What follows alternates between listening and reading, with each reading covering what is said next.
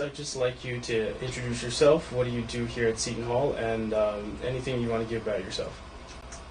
My name is Michael Reuter. I'm the director of the Bursino Center for Leadership Development, which is the honors program for the Stoneman School of Business at Seton Hall University.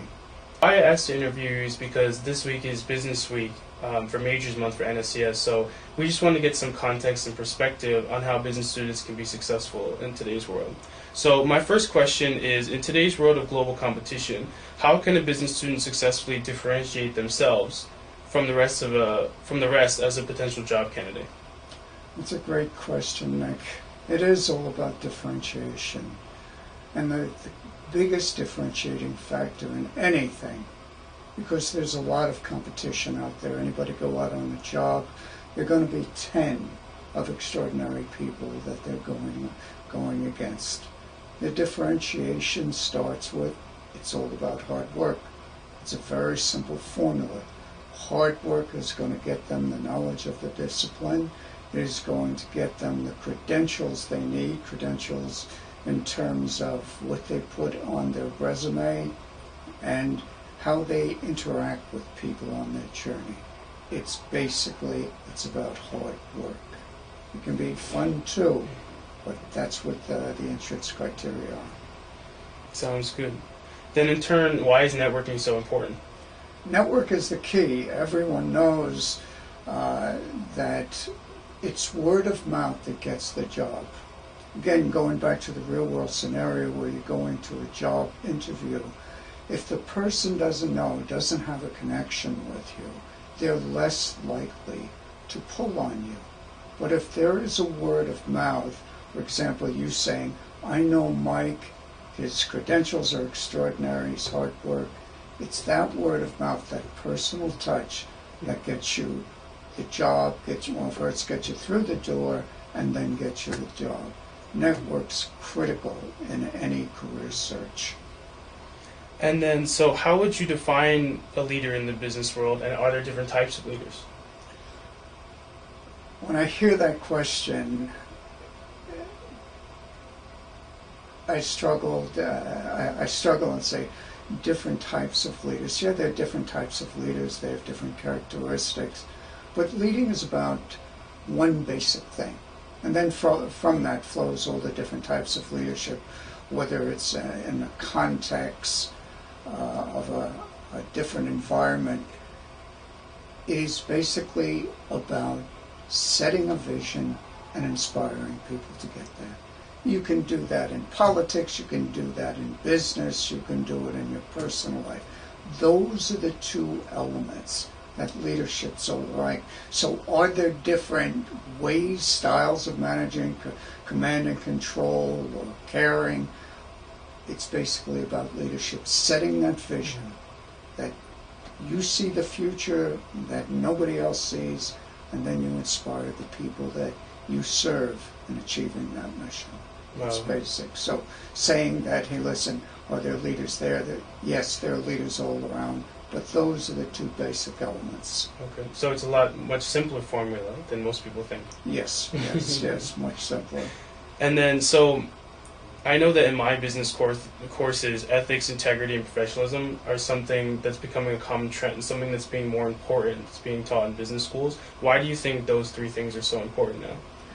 Leadership, great leadership, is about living by your values. Ethics, integrity, all that have been the fundamentals of leadership for a long, long time. It is living by your values, not out of your emotion. So it's sad to say that they become more important nowadays. They have been important, they continue to be important, maybe as the result of the context in which their leadership is taking place, in terms of the new technologies, in terms of the business world. Those things remain above all important. To succeed as a leader, you need those basic values. I understand.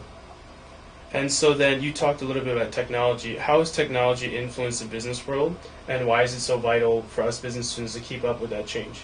Technology is just, and going back to what I said before, technology is another context. Mm-hmm. So we look at leadership within that context. Are there certain demands that technology makes on us in terms of what type of leadership style? So whether, political, before we had that, now technology is coming to the prominence because of the change in the world. That change in the world is just the content. The content of leadership remains basically the same within that context. Okay. And so while in business school, there are a variety of majors to choose from. But just because you have a business degree doesn't mean you have to go into a field like finance or accounting. So what other opportunities do you think that are out there today that maybe didn't exist 10 or 20 years ago after graduating with a business degree? Well, the world has changed. The world has changed significantly in 10 to 20 years.